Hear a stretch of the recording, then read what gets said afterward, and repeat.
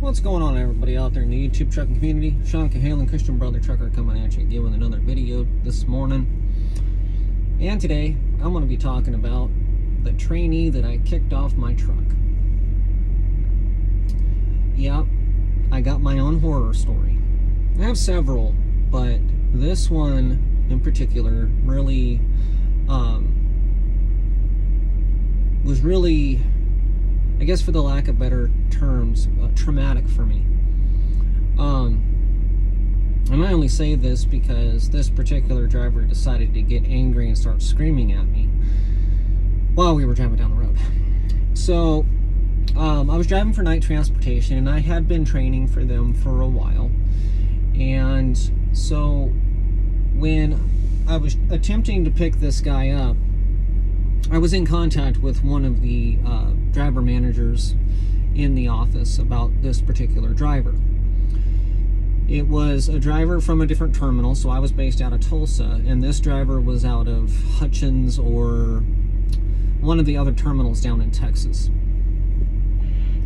And so there was a lot of logistics involved when it came to getting this guy to me so that we could meet up and get him on the truck. And one of the things that we had to wait on was he had to get a sleep study test for sleep apnea.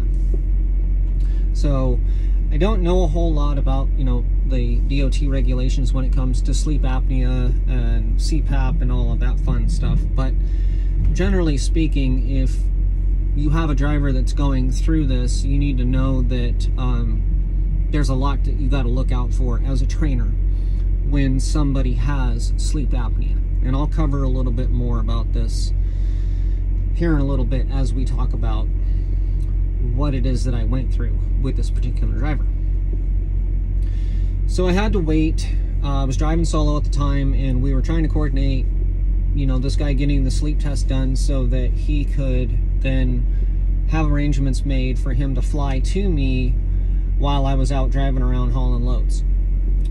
So we finally decided to have him fly into LAX, and then go to the Fontana yard, and I was delivering a load in somewhere in the valley, the Southern California, LA Valley, and I was going to deliver that load and then go to the yard to meet up with him. So I was in contact with him. I had talked with him on the phone, and during the conversation on the phone, it sounded like he was really excited and that he had the option to go with Top Gun, which is a shorter training program with less OTR, or to come out with a trainer OTR for the full 4 weeks.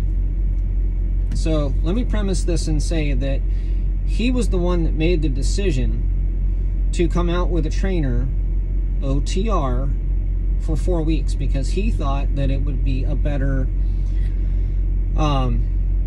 training process for him to go through would be the full immersion for 4 weeks. And so he was saying that he was hoping to get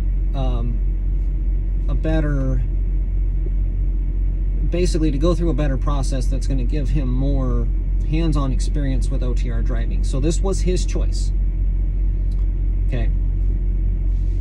So I get into LA, and I drop my load, deliver my load, and then I deadhead up to Fontana, California.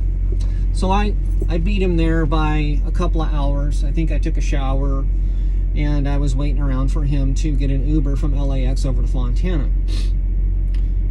Well, it took him a little bit to get up there, LA traffic. So he got in, and he had to wait around because they hadn't ordered his Uber yet or something like that, and he had to wait around for quite a bit to get his Uber. So when he finally got to the yard, I went over to the terminal, to the building, and, shook his hand, introduced myself and all of that, and was getting to know him a little bit. And, this particular person was in the military for 26 years, and he was in the heavy infantry tank division. So that was one of the things that he was saying. He was like, oh yeah, this over-the-road life, being 2 up in a truck is going to be no problem for me at all.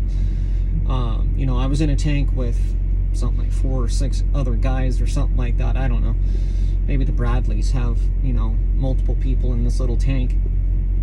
I'm not really sure, but he was saying, he was relating it to, you know, military and being in the heavy infantry, and that, you know, switching over to the driver life and being 2 up in a truck was going to be no problem for him whatsoever. He's got this. Very confident. I'm like, all right, this sounds great. You know, I haven't trained a whole bunch of people that are ex-military. This might be a good experience. So he was missing a couple of items. He didn't have his badge so that he can open the doors to get into the terminals, and he also didn't have a fuel card. And because he didn't have a fuel card, he didn't have a sign-in to get signed into the tablet. So basically, if you can't sign into the tablet, you can't drive. So I had to get all of that taken care of. And I told him that I was on a load that was going from Fontana over to basically Phoenix, and that we were going to deliver that load in Phoenix in the morning, and we were going to go to the terminal and get all this stuff taken care of. One of the things that came up is he said that he needed distilled water for his CPAP machine, and I said, well, I don't know about distilled water, but I'm sure that we can find you some kind of purified water or something at one of the truck stops. And he was like, well, I need to go to Walmart. I need to go to Walmart. I need to go to Walmart. And so, you know, I knew that he needed to go to Walmart. And I told him, I said, well, we'll have to plan that out because, you know, especially in California and a lot of these other city areas, you can't just pull into a Walmart. Your truck will get booted. You can get towed off. You can get a parking fine, all kinds of stuff. So I kept assuring him, I said, you know, I've heard your request, you know, and part of what I told him is, you know, if you need something like a shower or supplies or anything else like that, let me know and I'll make it happen. I'm not going to drop everything and go do it right now. These things take a while. So he said that he understood that, and I thought that, you know, we were on the same page with that. But so I found out that he had driven a little bit for Swift, and he had done some local driving. So, you know, he had a little bit of experience with trucks and all of that, and he wanted to drive regionally or locally in Texas. So you know, I didn't see any problems. You know, I didn't foresee any major issues. No red flags were going off with the whole, you know, getting him trained up and getting him rolling on the, you know, I didn't foresee any problems coming up. So I get him on board the truck, and we head out of Fontana, and we get over to Phoenix, Tolleson, and I pulled into the big TA there. Some of you drivers might know where I'm talking about, but you know, it's plenty of parking. You park at that TA, and then you roll into Tolleson first thing in the morning. It's a really good place to stage up. And so when I shut the truck down, I pulled into the parking spot, and I told him, I said, okay, now you can get all your stuff set up. You can go into the store, see if you can get your water and whatever else you need. So then after a little while, he confronted me, and he said, you know, you're not very thoughtful. And I said, well, what do you mean? And he goes, you know, I've been up since 2 a.m. and I haven't eaten all day. And you're not telling me what's going on. And you're not, you know, asking me questions, and you're not, you know, acting like I'm not concerned that, you know, he's been up since 2 a.m. and he hasn't eaten all day, and blah, blah, blah, blah, blah, blah, blah. So, and he was getting excited, and he was raising his voice at me. At this point, you know, I thought it was a little odd, you know, that, and I told him, I said, there's a couple of problems here. And what I told him was that I thought that one of the biggest things that he was going to struggle with, being in the military for 26 years and coming over to driving for night transportation, was the lack of structure. A lot of people that are in the military, that have come out of the military and became civilian, you're going to know what I'm talking about. But in the military, everything is structured. And you have a chain of command. And you are answerable to your superior officers. Well, out here, you have a lot of freedom, and you have anonymity and autonomy, and you have to be able to direct yourself. And a lot of drivers and a lot of people that come out of the military find that transition to be very difficult. So I told him, I said, you know, all you had to do was let me know that you were hungry, and I could have stopped earlier. In other words, we passed by a couple of different truck stops, but I can't read your mind. You know, I didn't know that you've been up since 2 o'clock in the morning. You didn't tell me that you'd been up since 2 o'clock in the morning. And furthermore, you didn't tell me that you hadn't eaten all day. I would assume that you would have bought something in the airport. At least feed yourself. At least act like a functional adult and make sure that you're feeding your body. That's your responsibility, not mine. I'm not going to hold your hand and, you know, ask you, when was the last time you ate? Are you eating? Are you making sure and drinking enough water? Are you doing this? Are you doing that? Like, that's not my job. My job is to wait until you say that you need something, and I will go out of my way to make it happen. So I got him calmed down, and he went into the truck stop, got some snacks, got some food, and got some water. I don't think it was distilled water. And so he came back, and then he complained, and he said, you know, 2 problems. One is that, oh, truck stops are really expensive. I'm not going to be able to do this. And, you know, then he said that training doesn't pay enough. And so we had a lot of complaints, like immediately. And I said, well, you know, the training pay is pretty average across the board. You know, you come in to be a trainee, you're going to make somewhere between $700 to $1,000 a week. And just, you know, that all depends on your own homework, what you've lined up, and what you've decided to go with.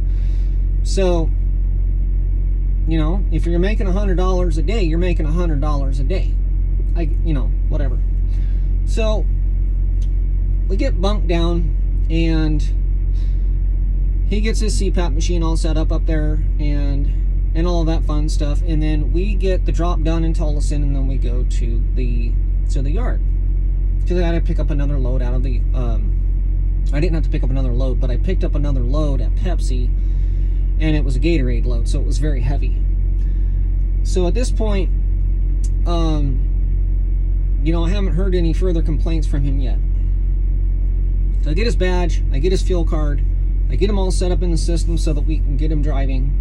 And we go over to PepsiCo, we pick up the load of Gatorade, and we're heading up to Salt Lake City. And if you come out of Phoenix and you go north and you're heading into Salt Lake, any of you guys that have been on those particular roads, you know that it's mountainous. And we had 45,000 pounds in the box, so I think we were grossing out about 77,000 pounds, 78,000 pounds, somewhere right in there. So we leave out, he's driving, he's doing okay. And when we start to get into the mountains, he's struggling with understanding torque, horsepower, momentum, and everything else. And so I'm sitting over there coaching him, and he's using the jakes. I'm trying to teach him how to use the jakes, how to use the brakes, how to carry momentum, you know, coming down a grade and then going up the other side. I said, you know, I was having a hard time with this. What was going on basically is he was over jaking when he was coming down the grade, and he was letting the jakes, he was running jakes on stage 3 when he only really needed them on stage 2 or stage 1 with a little bit of service brakes. So it was a struggle. He was slowing down way too much, and you know, when you're on a 2-lane highway, you're blocking up traffic, you're upsetting people, so on and so forth. So, and with an automatic transmission, it makes it easier. You know, I'm really grateful that we weren't in a manual transmission, because that would have made things a lot worse. But so he was uncomfortable because he wasn't performing that well, and I was coaching him, trying to get him to understand some of the concepts of, you know, you're heavy, you've got all this torque, you've got all this horsepower, you need to learn how to use momentum, and you need to learn how to keep your RPMs up, and you need to learn how to pull. It's not like driving a car. When you're driving local, and hold on a second, my wife's trying to call me. Sorry about that. My wife called me and wanted to check in with me this morning. So yeah, what I was gonna say is that when you're driving local and when you're driving in Texas, there's not a whole lot of mountains that you're gonna have to drive through. And so he didn't have any experience with the whole pulling mountain grades with, you know, with a gross weight of 77,000 pounds. So it was really tough on him, and he was getting frazzled. And I think his pride was getting hurt a little bit. So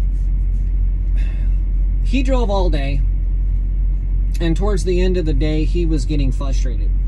And so at this point, he got frustrated, and then he asked me, he goes, well, do you want to drive? You know, and I said, yeah, I'd love to drive. And so I took over, and I found a nice little pull-off area so that we could pull off to the side and shut down for the night, because we were pretty much out of hours for the day.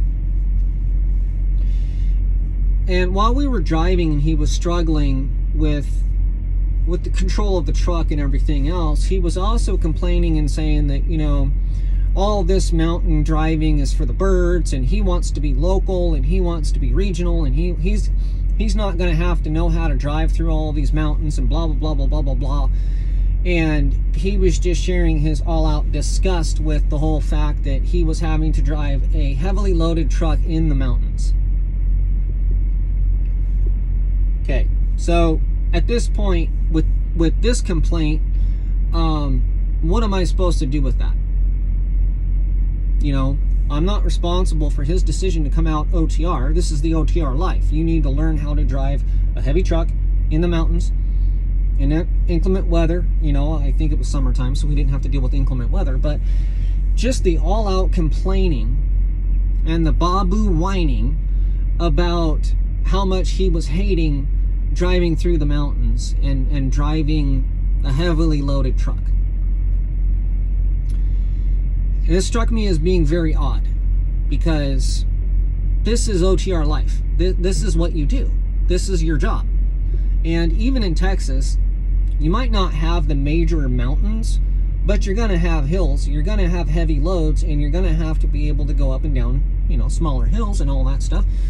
You're going to have to know how to drive a heavily loaded truck, and you're going to have to know how to use your jakes. You're going to have to know all this stuff, right? So these complaints are completely unfounded, and there's really no talking him down off of these complaints. So we get pulled off the road, we get shut down, and I go to sleep. And then I started to notice that this guy's not sleeping a full night's sleep. Okay, so remember where I was saying that if somebody has sleep apnea, there's a couple of things you're going to have to look out for, and there's a couple of things that are going to enter into the scenario that you didn't predict. Now I'm going to cover some of this. So when you have sleep apnea, you are not getting restorative sleep.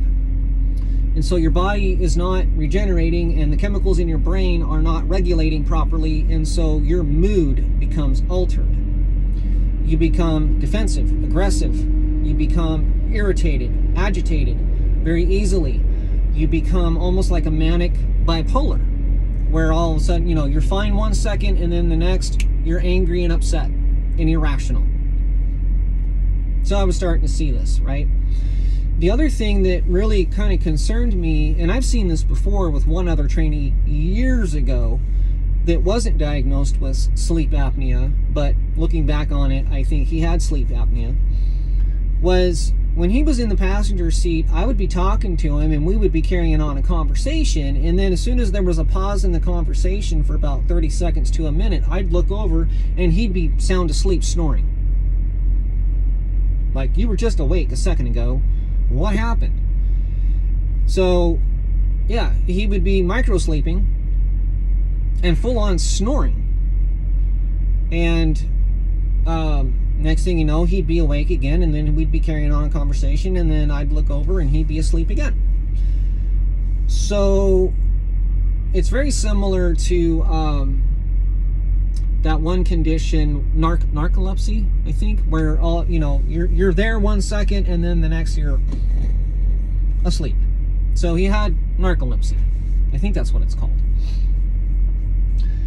So, I'm associating all of these weird irrational mood shifts and all of this aggression and all of this to this problem that he's not sleeping, and so the chemicals in his brain are not working correctly and it's altering his mood. Okay, so I get it, I understand it, but it doesn't mean that there's not much I can do about it, right? So we wake up the next day and he starts driving. And, I'm still having to coach him on how to use your jakes, keep up your momentum, make sure you're not slowing down too much, just normal everyday training, right? So then he starts up with the aggression again.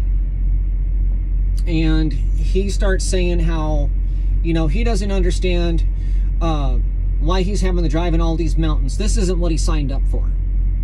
And that, he wants to drive local, he wants to drive regional, so he should be in a local truck or a regional truck being trained locally, regionally. Okay, bud, that's not reality. You told me that you made the decision to go OTR with me, and it was your decision. And I tried to tell him, I said, this is like boot camp basic training. You need this. Well, as soon as I tried to associate with him, and as soon as I tried to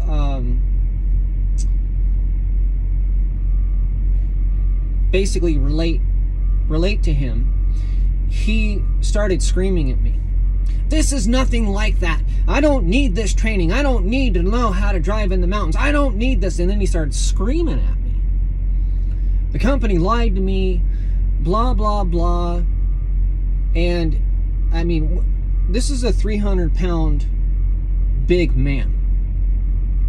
And he's sitting in the passenger seat, and I'm driving. And I think because he was refusing to drive in the mountains or something like that. So basically at this point, he had gotten irritated because I was trying to coach him and train him on how to carry out his job, and he didn't want to drive, so I took over. So I'm driving, and this shouting match occurs, and he started screaming at me. So at this point, I told him, I said, if you scream at me one more time, I'm going to stop this truck at the nearest truck stop and I'm kicking you out. Do not scream at me again. And I was very firm on that point. I said, you will not scream at me anymore. I don't deserve it. I didn't do anything. I'm just trying to help you. So you're going to scream at me. You're going to become violent with your voice at me. You're off my truck right now. I might even kick you off on the side of the road. And that might be nice enough to take you to a truck stop. But irregardless, you scream at me, your options are done. So when we were driving, he pretty much said that he was done. He wanted to go home. And this is before the shouting match occurred. So he was like, I don't want to do this. I think I'm just going to go home. And I said, okay, well, we're taking this load up to Salt Lake City, so I can just drop you off at the terminal and you can make arrangements. You have options. And I said, so are you going to reach out to your driver development manager? And he's like, I'm already texting him. I'm like, okay. So he's over there texting his DDM. I get on the phone and I contact my driver manager. And I told my driver manager, I said he wants to get off the truck. He doesn't want to be doing this anymore. So I think the best course of action is to just drop him off in Salt Lake City. And she's like, okay, well, just drop him off in Salt Lake and continue on with your loads as we have pre-planned on you and carry on. I'm like, okay, thanks, bye. I get off the phone with her, and then he says, I didn't say I wanted to get off the truck. What? You said you were done. You said you wanted to go home. You are refusing to drive. You don't want to be out here. You don't want to be driving this heavily loaded truck in the mountains. This is training, dude. Like, what are you talking about? You didn't say that you want to get off the truck. If your actions indicate and dictate that you're done with training, you're done with training. You're getting off my truck, dude. If you're not going to drive and you're not going to subject yourself to the training process, you're done. So that's when the screaming match ensued. And that's when I told him, I said, look, you scream at me, you're getting dropped off at the next truck stop. If you maintain your composure, you're going to make it to Salt Lake and I can drop you off at the terminal. But either way, if you refuse to drive, you're done. You either drive the truck and be trained, or you're done. Those are your choices, and you're making the choice because you're refusing to drive the truck. So then he says, well, you just don't like confrontation. I said, no, I don't like aggression. And I said, there's absolutely no reason for you to be blowing me up like this because I'm not responsible for your choices and I'm not the one that set this up for you. So this doesn't involve me. What involves me is the training process in which I am trying to train you how to drive this truck OTR. This is what you signed up for. I'm trying to help you. And I'm also trying to help you rationalize your irrational behavior, which is blowing up in my face and you're becoming aggro at me. I don't deserve it. So we ended up getting there. I was going to take him over to the terminal and drop him off at the front door, but he decided, and he didn't tell me this either. So we're at we're at Pepsi, and we're there for our unload appointment. And he calls up an Uber, and Uber shows up. He pulls all his stuff off the truck, and he's gone. So I'm like, okay. They aren't hurting my feelings any, bro. But, you know, this is what I was talking about this weird, aggressive behavior that was just completely irrational. So, you know, it was a really traumatic experience for me because when I was driving down the road and he was screaming at me, you know, like I said, I've got a 300-pound big-ass dude screaming at me.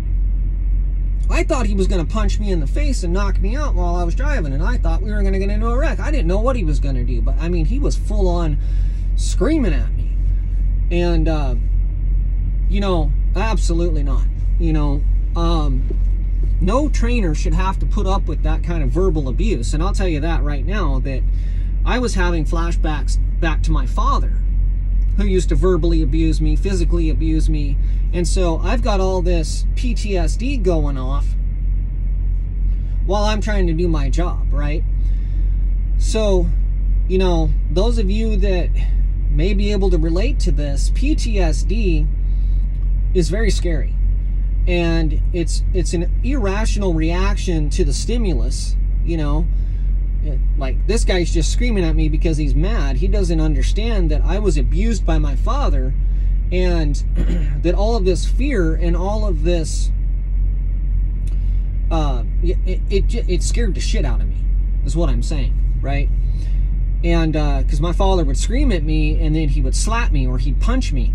And so I'm expecting this guy to do the same thing, you know, ex-military. My father was military. So I had some real PTSD going on, dude. And I was about to have an out-of-body experience, right? So, you know, I did everything that I could to maintain my composure. And when he started screaming at me, I shut up. And I said as little as possible. And so I was trying to deflate the situation to calm him down so that I could get him to Salt Lake City without him doing something weird, so yeah, I really hope the best for him, but at the end of the day, he wasn't rational. Like, his brain processes were not normal. And he was blaming me and blaming the company and very aggressive and angry because of the results of his own decisions. And then he wanted to blame me because he wasn't able to maintain his own order, right? Wasn't able to tell me that he was tired and been up since 2 a.m. and that he was hungry and needed to go get food. He wasn't able to be patient and say, okay, well, I'll get my distilled water that I need for my CPAP machine here soon, but not right now. Have a little patience. No patience whatsoever. It was an on and off switch from I'm okay to full on aggression, screaming, yelling, right back to normal again. And then it was just like his awake and sleep. Like, he would be awake one second and he would be dead asleep snoring the next, right?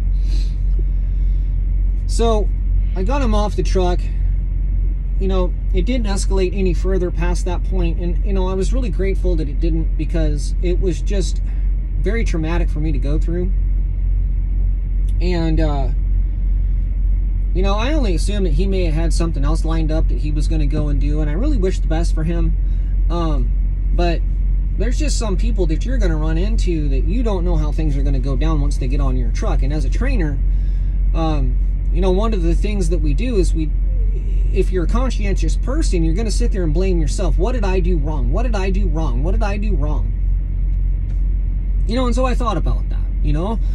Maybe I should have asked him, how long have you been awake? Are you hungry? Do you need water? But I've trained many, many trainees, and I've never had any of these issues. Like, people didn't have a problem saying, hey man, I'm hungry, you need to pull into the next truck stop and get some food. Okay, it's just weird, so after I got him off the truck, my manager called me and asked me if I wanted to pick up another trainee. And I said, no, not right away. I need to recover from this emotionally.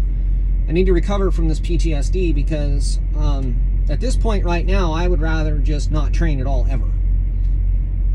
So, I've watched a lot of videos, and I've watched a lot of people say that, they have one bad trainee on their truck and things explode, and then they just give up on training altogether.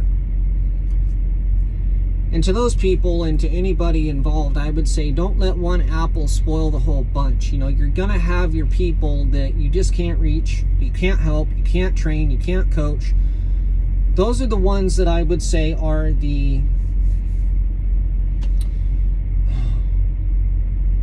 They're the one-offs, you know what I mean? It's not very common that you run into these kind of people, but you will run into them. And you can't take it personally, because it's not your fault. You're involved with it personally, yes, but it's not your fault. And if they're doing that to you, they're probably going to do that to somebody else down the road. And that was something that I mentioned to my fleet manager. I said, based on what this guy did to me, I wouldn't suggest putting him on another training truck. So, not my call. I know that, but I just told it how it was. I was like, this guy became aggressive. I thought he was going to punch me in the face with how he was talking to me and screaming at me and all this other stuff. And I said, that's completely out of line, So, if you're a trainee and you're coming into the industry, just be aware that you're going to be stressed out, and you've got to be able to manage stress, and your trainer needs to be able to manage stress. But it's up to you to act like an adult, to have some patience, and to act like a grown adult. This is adult to adult learning out here.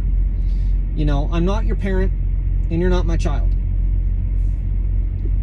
So I don't sit there and berate my trainees when they're doing something wrong. I don't sit there and call them stupid. I don't sit there and call them dumb. I don't I just let them know what the facts are, I let them know what the law is, and I let them know what the policies are, and I let them know that their driving is, safe or unsafe. And I don't even really make it personal, I've trained all kinds of different trainings. I've trained Muslims, I've trained a gay man, I've trained foreign drivers that came over here from Africa. I've trained, all kinds of different people, Hispanics that, out of California, and none of that enters into what it is that I'm here to do, which is to base everything off of your driving. I don't care what walk of life you come from. If you can't do your job, and I'm looking at your character, and you're out of line, you're out of line. And that's not based off of racism or bigotry or, any of that other stuff. I really don't care about any of that. I care about, are you safe on the road? And how's your driving? Because that's what I'm looking at. And so, if you're disrespectful, you're not listening, you're uncoachable, you're untrainable, I don't care where you come from. I can tell you where you're going, and that's off my truck. Period. So, that's my worst horror story that I have over the course of a couple years of trainees. If you like this video, please like and subscribe and share. And as always, God bless you all, and thanks for watching.